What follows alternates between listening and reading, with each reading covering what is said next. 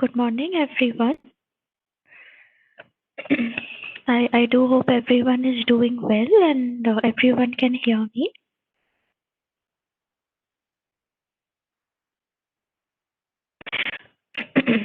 Fine, that's good. So, I suppose everyone has access to the slides I shared on generalization, the topic that we'll be discussing today. And we'll have this session of discussion still say around 9:05ish, and then we'll have a short quiz. The quiz will kind of just test you on whatever we have been discussing over the last few classes. Okay. So, excuse me. Right.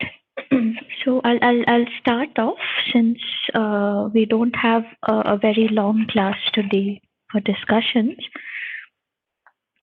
So if everyone remembers from what we were talking about yesterday, particularly towards the end, it's we have passive learning strategies, we have active learning strategies, but now the problem is that the real world is very complex, something that we have been kind of recurrently talking about all through excuse me, our classes. So now if you have a very static kind of a system, like say a game environment, or say you're trying to build a machine that has a very fixed set of inputs and outputs, then perhaps you have a state space that is a manageable state space, and you might have very deterministic state action policies, and so it is easy to maybe build up a lookup table where the lookup table is essentially a function of the number of the frequencies of visiting a particular state action pair. So it is perhaps easy to build up such a lookup table, and if you think about a dynamic programming approach, then within a small state space, maybe it is easy to to get this back and forth happening from the new states and back onto the source states, and then again forward onto the new destination. So if you have a manageable state space, it's fine. But now our computers are so good at crunching numbers that even a state space for a chess game or even AlphaGo is somewhat manageable, if we can use the word. And I forgot to actually point out yesterday in the slides on active learning, I have mentioned a particular a fact over there on the AlphaGo versus DeepMind game. I'll share my screen. Excuse me.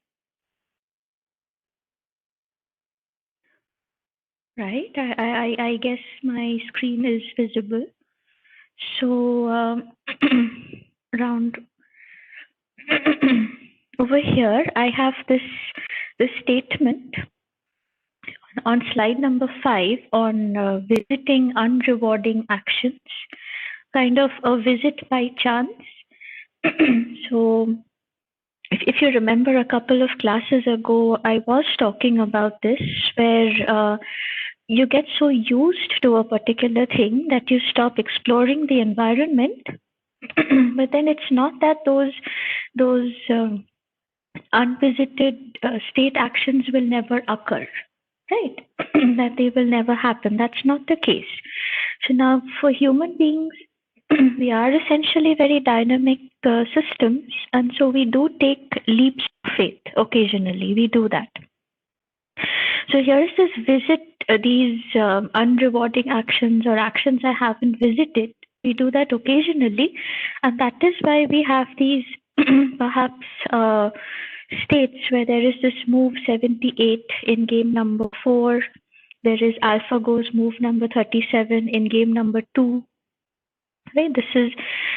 These are these sudden by chance visits, which even AlphaGo players call as a divine move, a move that kind of disrupts the environment and then perhaps leads to I don't know if the use of the word creative um, approach to a traversal of a state space is a good word to use, but that's the only word that we have available. And this will lead to other discussions as well on artificial creativity and reinforcement learning based on that. But let's for now, for the time being, consider these moves of visiting unrewarding states or states that I've never visited before as a step towards creativity or innovation. Or you might be listening to this disruption leads to innovation, these kinds of statements. Perhaps this is one form of looking at it, an analogy.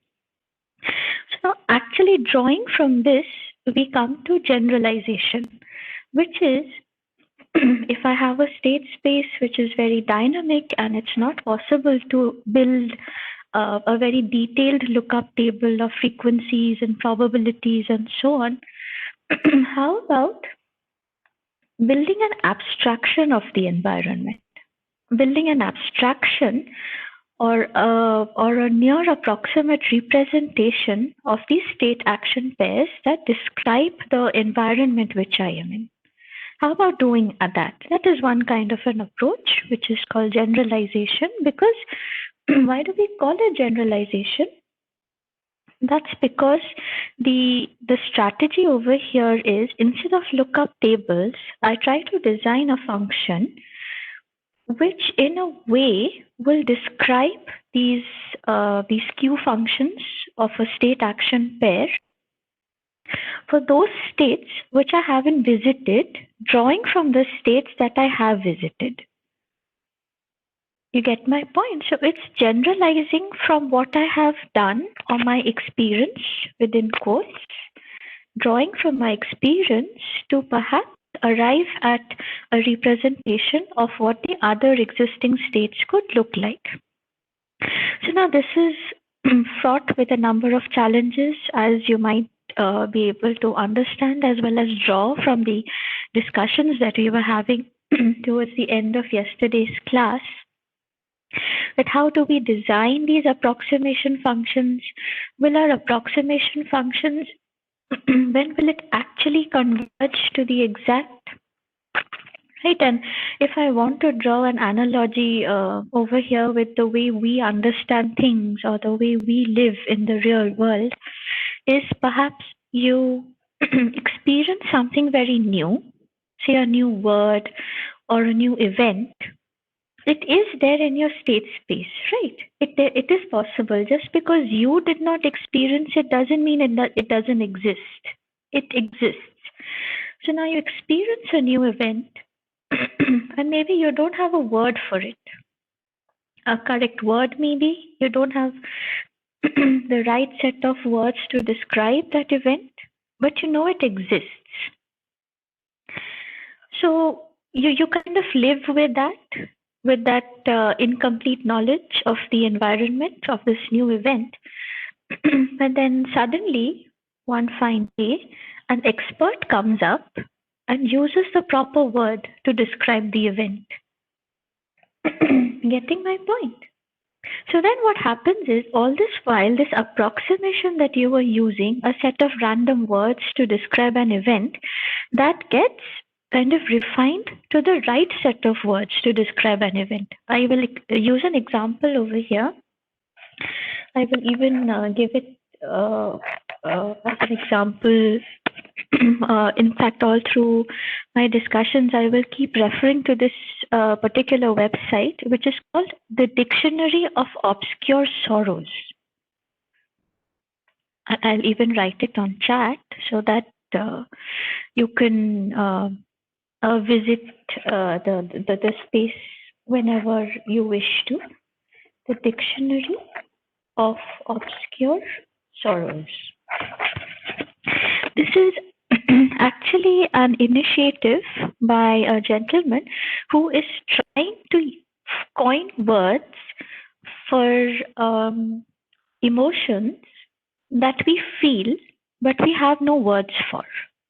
So this is exactly what is happening over here. You learn a new event, you experience it all the time. You don't have a word for it, so you have an approximation of it. And then some gentleman comes and provides a good word for it, so you immediately update your knowledge base.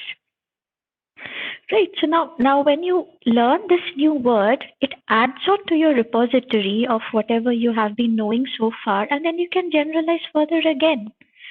Isn't it? Because that will not be the end of the world of your learning, isn't it?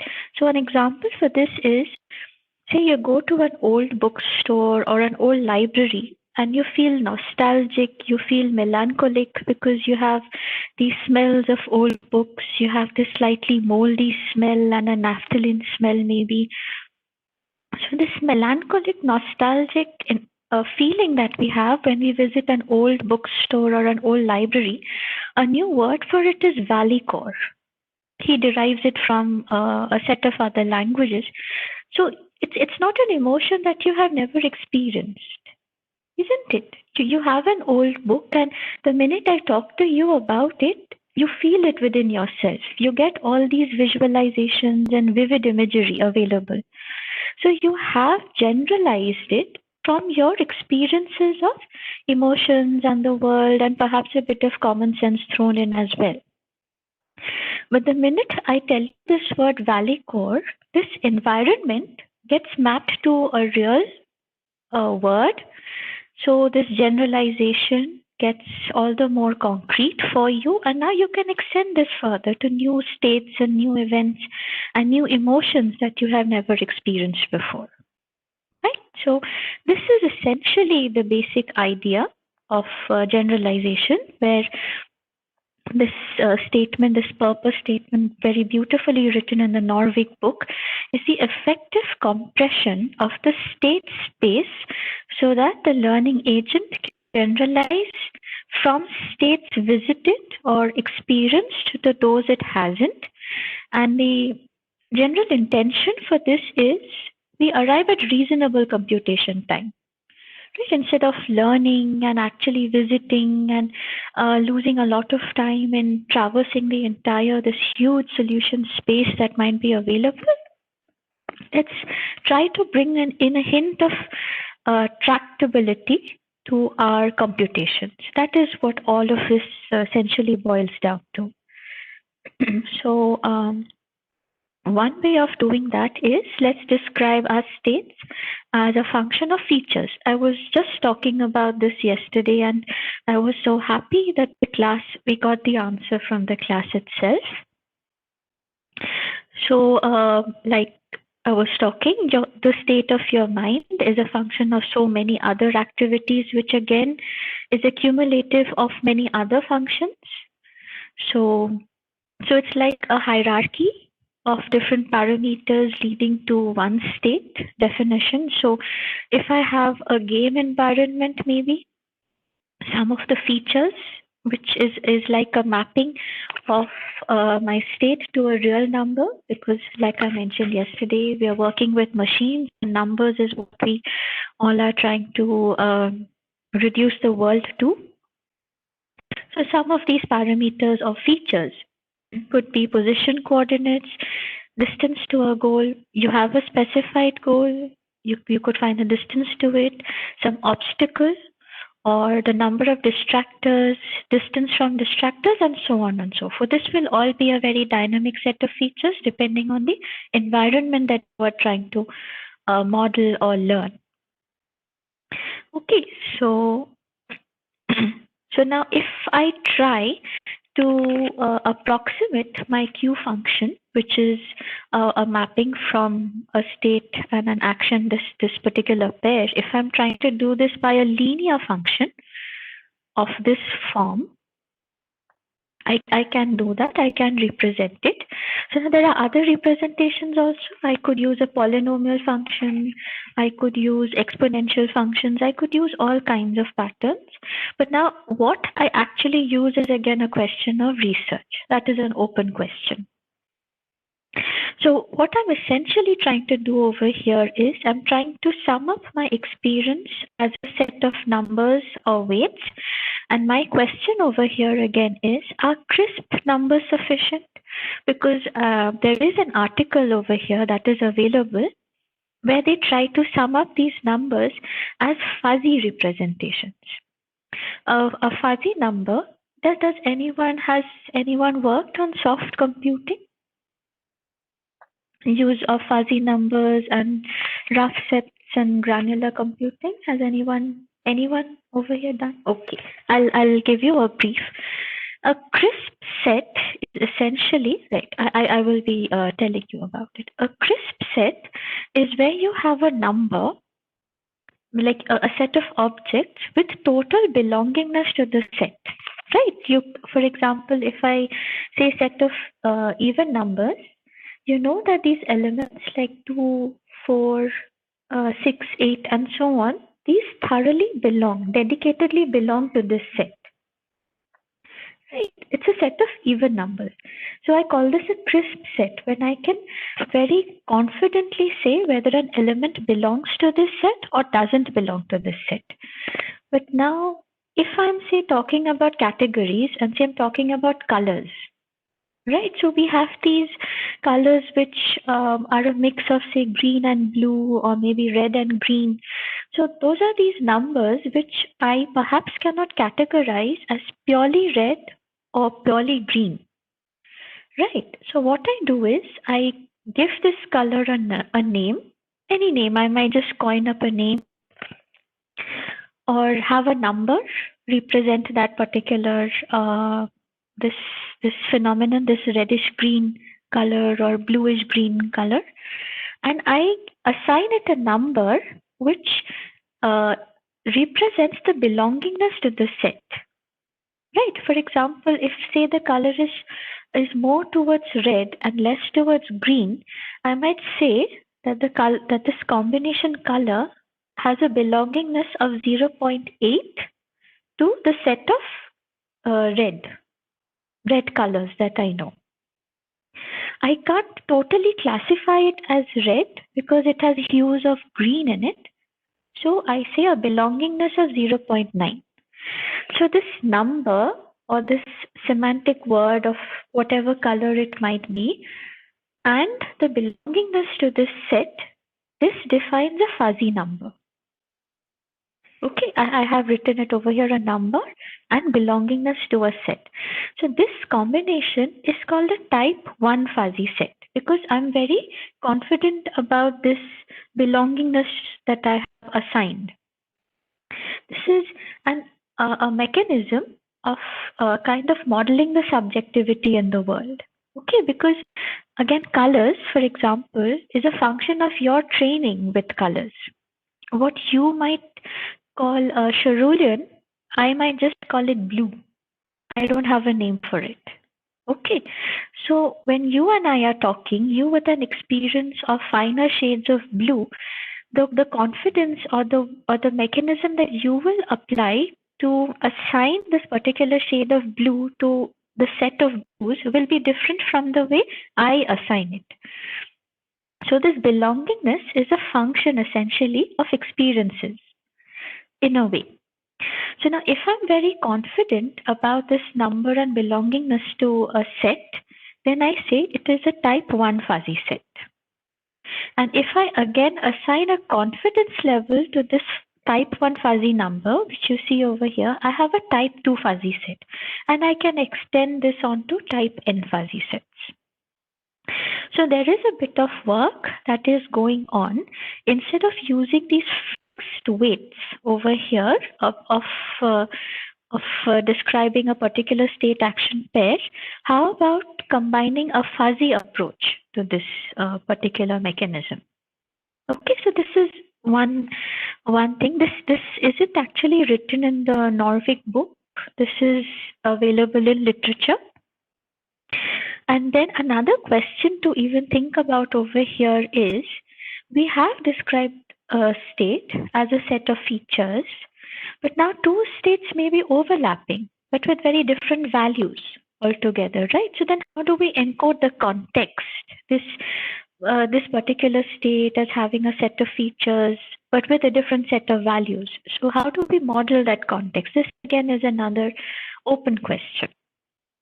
So all of these questions, which is summing up experiences as well as these overlapping features, these all lead to the complexity of generalization. But again, this is the way learning is going to happen, right? Some way, it might be wrong to begin with, but then through experience, you will ultimately perhaps converge to uh, the exact term, and perhaps it might not even be necessary to converge to an exact. A near approximation is fine to get along with the world.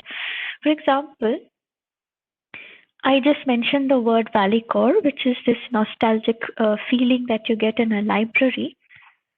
Till you didn't know this word till about 2 minutes ago, but you were functioning in the real world, right? You have the experience of the emotion, but the world is fine. You don't need to know the word. But now that you know the word, you can utilize it in a sentence. So you generalize it across your experiences now. You have a very similar experience. You might even coin this new word as Valikorish. Isn't it? We keep doing that. These new words like Googling and emojis, these are new words that are coming up. And we all associate with them. I didn't know the word, it doesn't matter. My world functions because I've generalized from my experiences. Okay, so this is what an approximate Q learning function is. Just I've rewritten this equation over here. So I have a transition. This is my difference, where this max value over here is something that I have observed, that I draw from my observations, and this one is my prediction. So the exact Q function is essentially an update drawing from a learning parameter alpha at this difference over here, right? But the approximate Q, which you see over here, this linear function, is this weight, updation of the series of weights, essentially, as a function of the difference. And I'll be coming to a couple of slides later where this difference again is a function of the rate of errors. All right, we want to converge quickly, so we will depend on the rate of errors. I will come to a couple of slides later on. So essentially what we're doing over here is we're adjusting these different weights as an attempt towards reduction of errors between my successive state action pairs as a way of approaching and the exact. Right, so as I have a prediction made, as long as say I don't have an exact value maybe, but that could again be, so this could be, you can think about it as hierarchical approximations happening. An approximation to an approximation, which again is a function of my experiences, because this is a very dynamic system. If you can expand upon this thought over here, you have a series of weights which you update, you get a new QSA, and then again you have another experience, your weights change again, and you have another QSA which is a closer approximation to what the real world could be, right? So this is series, and this correction of parameters, just like I mentioned, is a function of the rate of change of error, which they call the delta rule. You'll find it in the Norvig book as well. So this is what it apparently looks like, and here is a game where the initial approximation is a function like this, a set of weights, and they have these functions of dots. This is a Pac-Man game, so you eat dots, and you have a ghost over here, and you have these kinds of values. These are random to begin with. Okay, just some random values, or there might be a semantic meaning associated with them as well. Like if I take a north step from the state S and I eat a dot, I get a value of 0.5. And if it's a ghost, I get 1.0. So then if I take the action of moving north, and I get a reward of -500. But this is all to do with the gain. So my new Q state over here, it just leads to a value 0. This is an approximation again. So this, I calculate my difference, I update my weights over here, and then I get a new QSA function. Now, since we don't know the value of alpha over here, we really can't say how this 4.0 came down to 3.0. But I suppose since alpha will always be between 0 and 1, perhaps the learning parameter initially is very less. Right, that is why this very high value of this product comes down to something that is very close to 1. Okay, so you see over here, the dot function, there is a reduction happening over here. And here this 1, this also gets further reduced. So what essentially this system is learning is that the dots have a slower error rate happening, and this is a quicker error rate happening. So that means this function has to eventually, you will be learning that this is where all the errors are maybe, or this isn't a very good thing to happen. Right? This is one way of interpreting the situation. There are many others that will be available across literature. There is a website that I just came across. I will be sharing it with you in a couple of minutes. And here again, we are trying to do a linear approximation. Or present it in full screen. Fine. So here I have these kinds of predictions. A linear approximation, a line, set of points as a plane, as a line. Right, you're welcome. So I can kind of describe this line that I'm trying to draw as a set of this, or perhaps something like that. So then my total error, which again is drawing from this least mean squares error function, Gaussian, is something like this. Right, I just replace yi, which is an exact value, to a prediction of this kind. I generalize it to a set of weights. So then the error is a difference, this difference by 2, a function that we assume. So the rate of error will be the differentiation of this.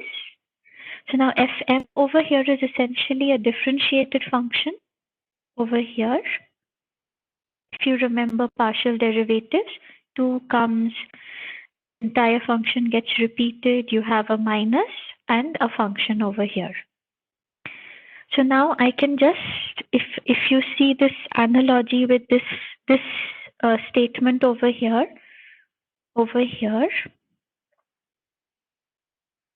so it just comes to this, right?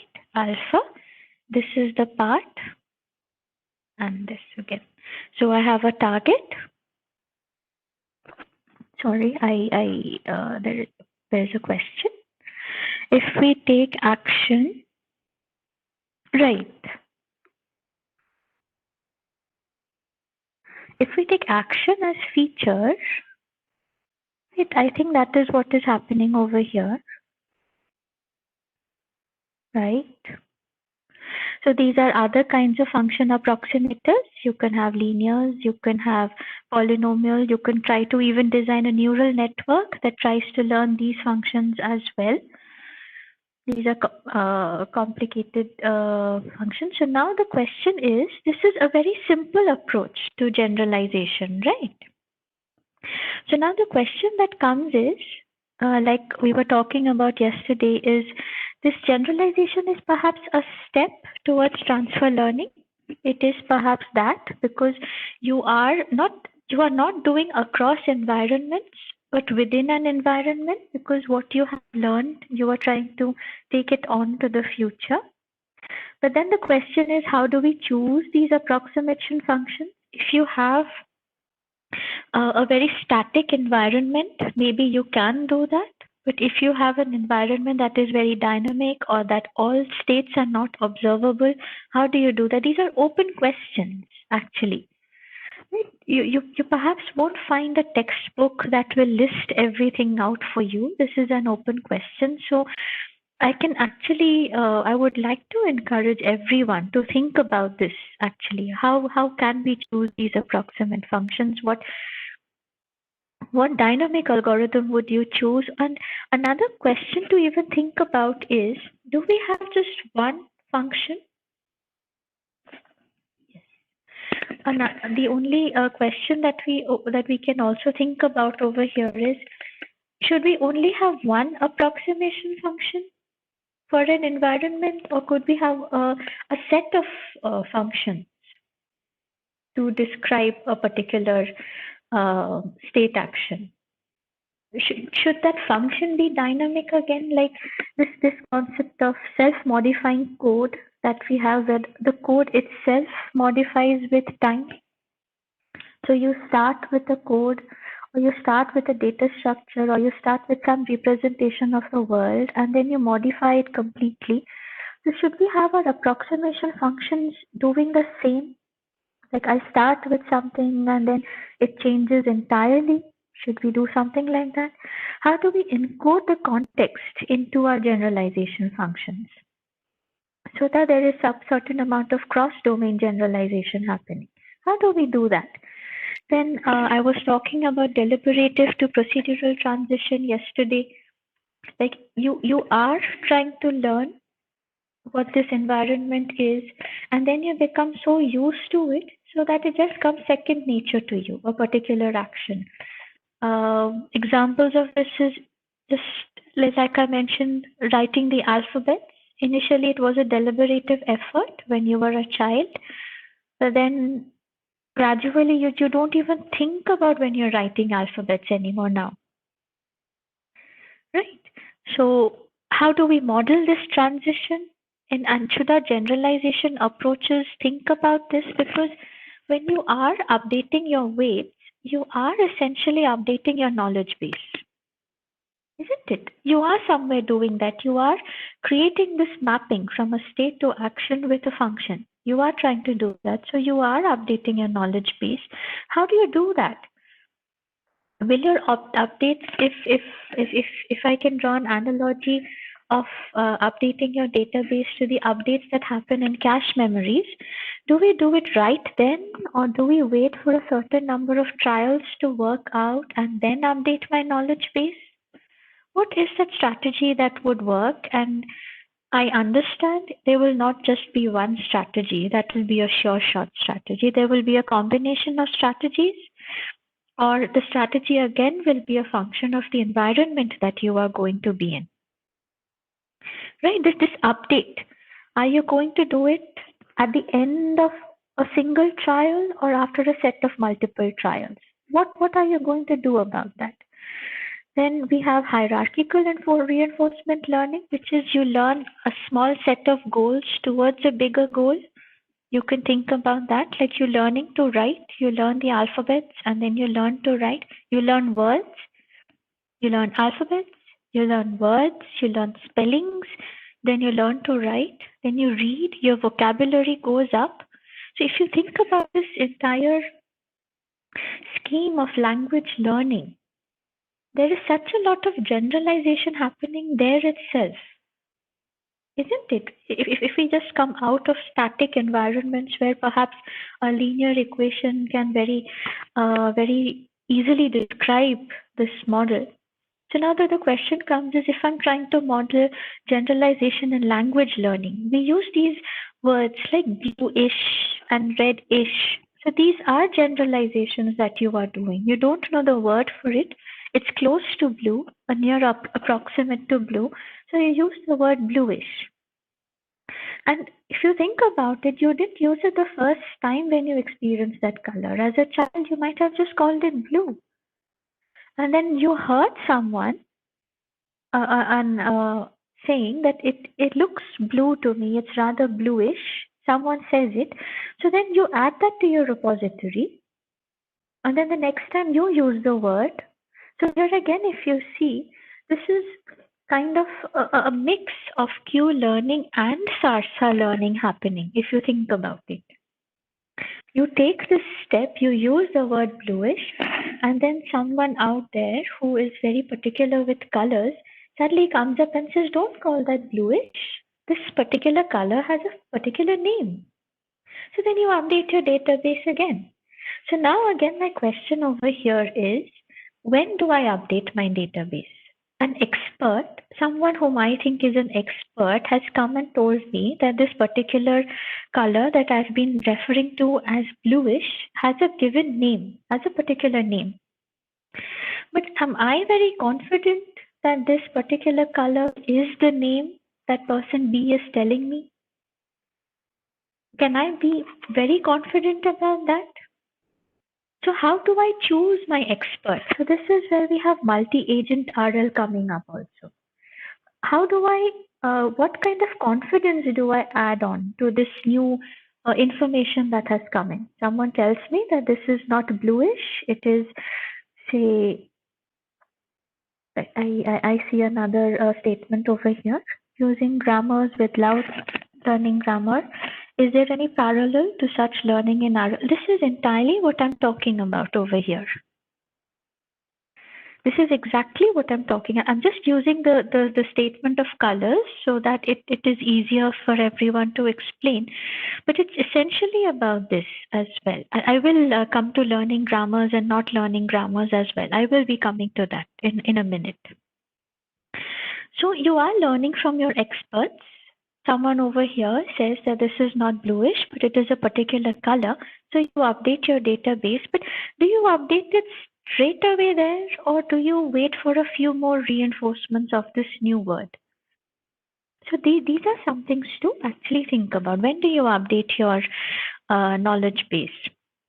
So now when coming to Ranjan's question on grammars and without learning grammars, here actually we can generalize this to when you are a child, you start building associations between words and actions, right? And the first step to that is learning through pointing. A baby, it is pointing to a bottle. Someone says, yes, it's a bottle. Someone says that, say that is a pen, and the child learns that is a pen. And then someone says, I write with my pen, I eat with my spoon. So then it associates a certain action with the word. But how this association takes place is still an open research question, because over here the question comes is what I say and what you understand, is that the same? Because what I say and what I want to say and what you understand may be different. But somewhere there is a connection happening over here. So it builds up these associations, and somehow it learns to associate that a noun comes with a verb. It doesn't know that this is a noun and that is a verb. That happens when only it goes to school. Right? And people who perhaps do not go to school, they live in the real world without learning grammar, but use perfectly grammatically correct sentences to get their meaning forth. And even if you don't have a correct form of grammar happening, you can still put your meaning forth. Isn't it? So this is again a very fuzzy system. So it's using grammars, and without learning grammars, we cannot actually very crisply say that. Because you start learning without grammar, and then you move on to grammar when you go to school, and then you forget about the grammar when you are living in the real world. The grammar ends the day your English language exam gets over in class 10 or 12th maybe. You don't think about grammar again unless you start writing. Or perhaps you are talking to someone who is very particular about grammar. That's again when you start thinking about, am I using the right tense? Am I using the right form of the plural verb? Like they have, and she has. Am I doing this correctly? But if you're talking with someone who you don't consider as an expert in language, then you will not be even very particular about it, and you will get along with life. Right. And again, here the question comes is multilingualism and bilingualism. If you live in an environment that is multilingual, Like say your parents belong to two different regions of the country. So you grow in an environment where say maybe you learn Bengali and Hindi side by side. So you learn two languages without grammar and you can seamlessly transit from one language to another without switching a mode on, like this is my Bengali mode on and this is my Hindi mode on. You can keep doing that. And your vocabulary too is enhanced in such a way that you one language seemingly mix into another language. You do that, isn't it? We use Hindi words in English and we use English words in Hindi seamlessly, right? This is a huge area to talk about multilingualism and bilingualism and reinforcement learning area. And this multilingualism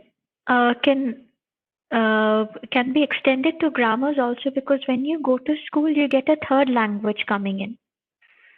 Right. So you at home you have a bilingual environment where you are learning without grammars, and then you have this new language coming in school, a third language coming in, which you are learning using grammars.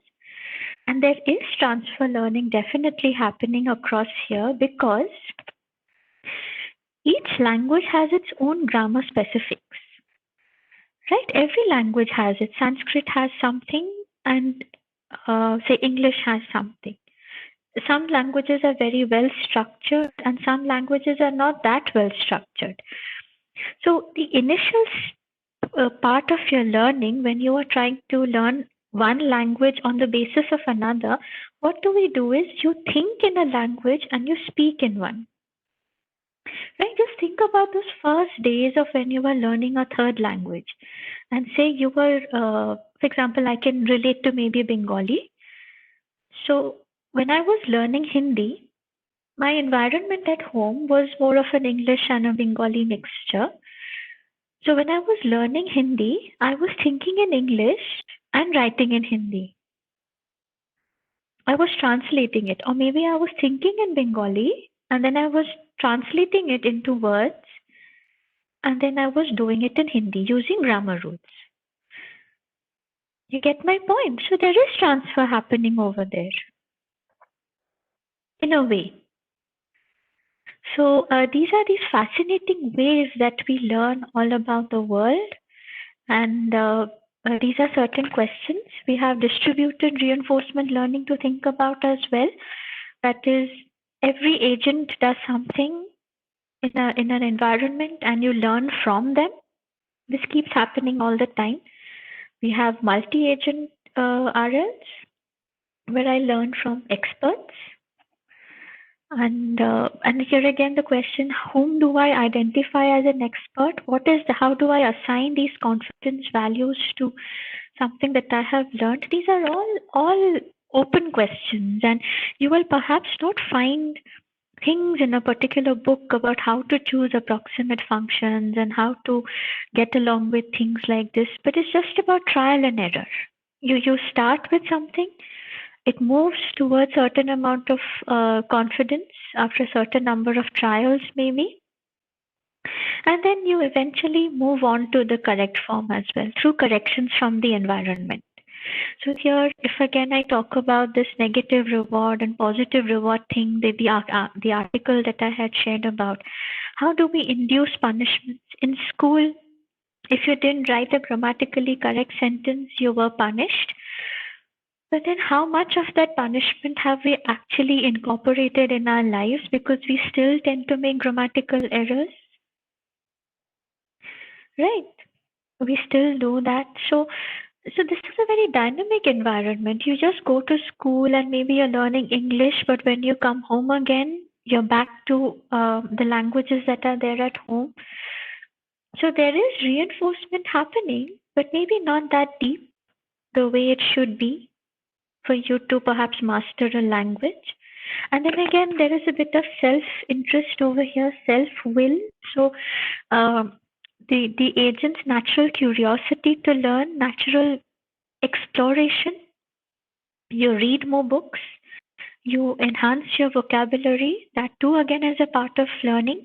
You can do that deliberatively, like you deliberately read books so that you learn the language, or you just read books and automatically learn. It just adds on to your vocabulary. There are so many ways of actually modeling these environments, and there is not one strategy that is going to work, because the way you learn something may not be the way I learn it, or maybe I would agree to it. Maybe that won't work for me. That's why we have these changes in education policy also, if you think about it. If I bring this generalization to a global or a bigger level, these changes that we have, these amendments that we have to laws and penal codes and policies, these are all of these derive from generalization, learning, transfer learning. They are all a function of that. We have learned through our experiences that the kind of learning that we are doing is very suffocating. Children are not no longer creative. So let's introduce something new. Now, this may work, may not work. This will take some time to stabilize. There will be some distractors happening, features in the environment. I will have some weird states coming up. If I want to model this new education policy as a dynamic system, and I want to make predictions on how this is going to work in the future, you have some new states. You have states in the sense learning states. You have some learning states leading on to, say, function states of working in the world, or your capability as a child, or a mechanism to maybe measure that. And then we try to find out, like, if I introduce this kind of an action, will I reach this particular state? So at this point in time, when we don't have the policy entirely in place, we are trying to move at approximations, right? Some notion of perhaps if I do this, I will reach that. So here again, we have that fuzziness concept coming in, weights where I attach a confidence value. Like, am I very sure that this weight is going to be this, right? The weight of this. So then I reinforce that, say I give it 3-4 years time for this particular step. If it seems like on a majority basis it is making sense, then I stick on to that, or then I introduce a new amendment. You have these, I think someone in the class, oh no, I think it was a discussion I was having with the philosopher professor at IIT Jodhpur, that these laws that are coming up about protecting females and about protecting the girl child, these perhaps are deriving from some form of generalization and transfer learning, and eventually a policy updation. Right. I hope all of this is making sense. We have all of these functions that I have mentioned, that I have been talking about. These are just umbrella terms, but the actual the fun of it is, how do we use this? Uh, how do we use this to model a real environment? That is where the challenge is going to be. So we have about 8 minutes before the quiz starts, which is around 9:95. Does anyone have any questions or any thoughts, or any observations? Right, right. Tejas has mentioned a nice term over here, which is meta learning, learning to learn. So learning to learn is something that evolution has gifted us, but then how do you encode that into a machine? And is learning actually happening? Unless I can do a bit of transfer learning, am I really learning something? How do you encode the semantics into it? Right. So this is an overview of what generalization is, and this will transcend active and passive and everything altogether. But does anyone have any questions or any observations or any analogies that you can draw with experiences in real life? Or is it all making sense somewhere? You can kind of you have a fuzzy visualization of what's happening.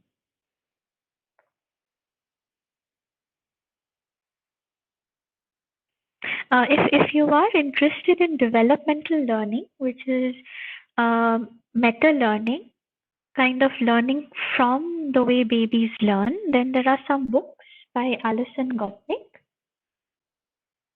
There's one by Elizabeth Cool.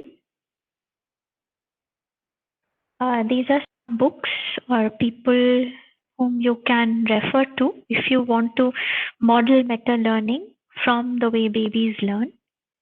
Then there is another term about intuitive physics, like you're just learning the physics of the real world and modeling those as well.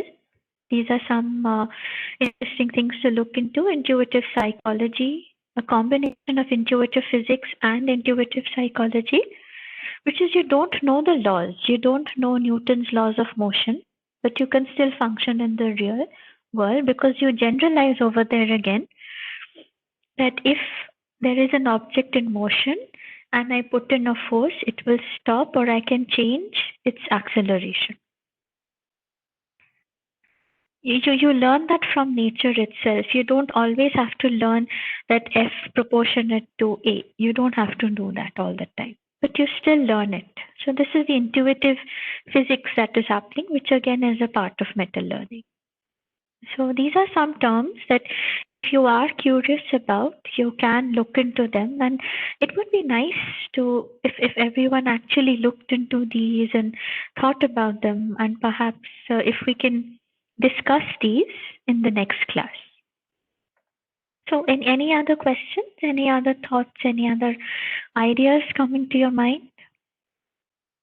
If you are interested in language learning, you can look at Chomsky's books, you can look at Steven Pinker's books. Their approaches to learning they're all different. You can look at V. Ramachandran's books.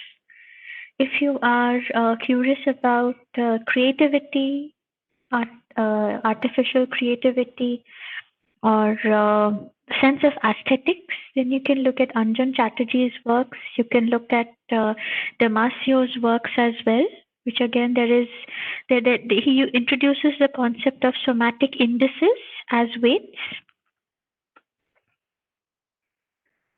Any elective available? If there is no particular elective that will focus only on reinforcement learning, but there are these deep learning programs, I think. Tejas can correct me. There are deep learning programs, courses. Yeah, so basically, ML2 is there, which will cover all these topics, the advanced level topics related to machine learning, and there is one course, automotive agents.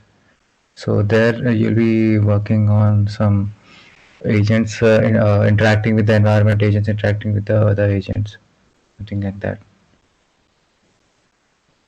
So yeah, there are some courses available, like coming. Which will be having more deeper view of reinforcement learning and deep reinforcement learning. Right. And coming to Aditya's questions, computers learn a representation of this is exactly an open research question. How do I make computers learn a representation of these laws? This is entirely the question. So over here, a mechanism of representation of these laws is if I represent the law as a state and an action pair. A state and an action pair. Right. A representation for this. Exactly so.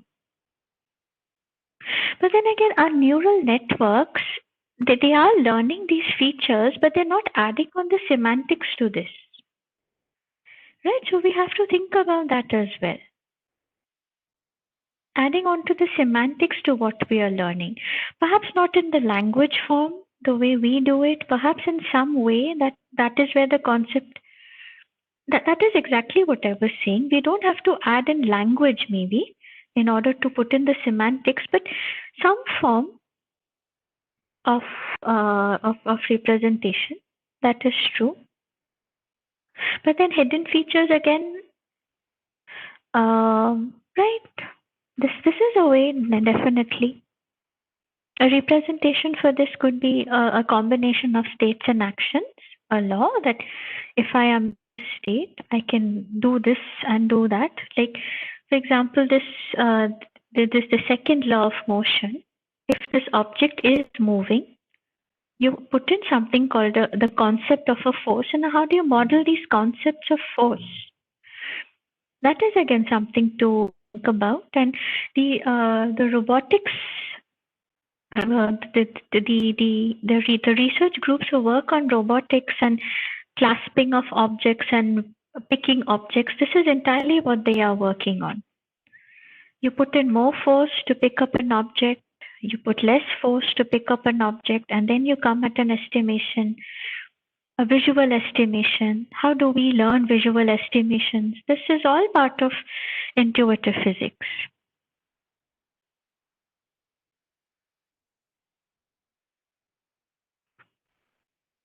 Right? Tejas has a very technical answer over here.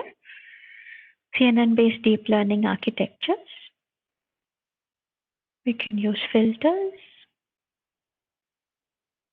These may not be in the way that we learn things, but in some form again, in some form.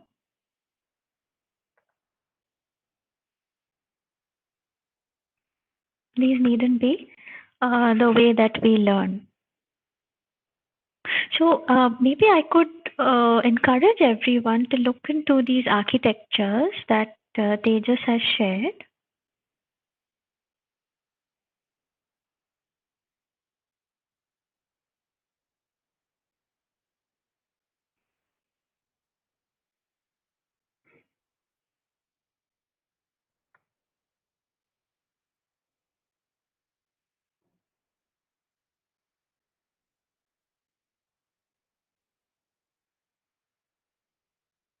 Your state action pair as part of representation, but how are they correlated?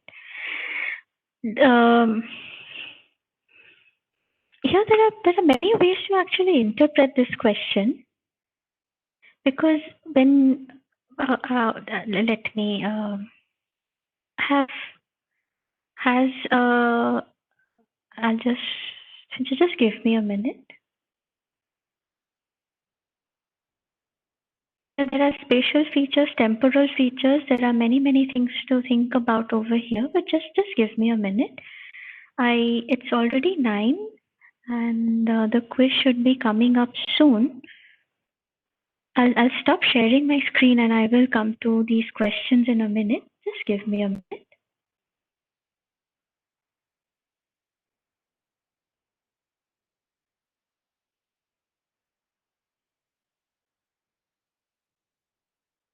Right. I think the quiz is now live. So you can start working on it. And as was described, as we had discussed earlier, you will get until 9:30 to submit and to submit questions and answers. But then, yes, coming to visualizations and everything, yeah, because since we are dealing with a completely different object altogether, the visualization, yes, there is, these are all research questions. We have not come down to this particular way of visualization and spatial feature mapping. We can't guarantee that this is going to work. A particular technique is going to work for everything. There are generalizations over there again, right? So this state action pair is some form of representation if you think about it, because these state action pairs again are data in a way in your entire state space, and you are associating them to utilities and values, to rewards. So it's all about hierarchies of data that is coming over here. And visualization, there are many things to actually think about it. We are trying to kind of, we want the machine in a way to model things the way we visualize it, but why should it? It doesn't have evolution coming up the way it has for us, so why should it visualize the way we do? But then again, if it doesn't visualize the way we do, we don't attribute it as an explainable architecture. Spatial features, temporal features over here, the way Tejas has answered. Temporal features are also an interesting thing to look into. They're not always there. Some models will have space and time embedded in them, but not all will. So this is entirely where there are questions to work on, where there are projects to build, where everyone can think about. But I think it's 9:05 and I will not talk anymore. I don't want to disturb your thoughts during the quiz. So I'll stop the class here and we can resume our discussions in the next class. Fine. So I will be available over here if anyone has any questions, but I'll just mute myself now and we can resume our discussions in the next class. Fine.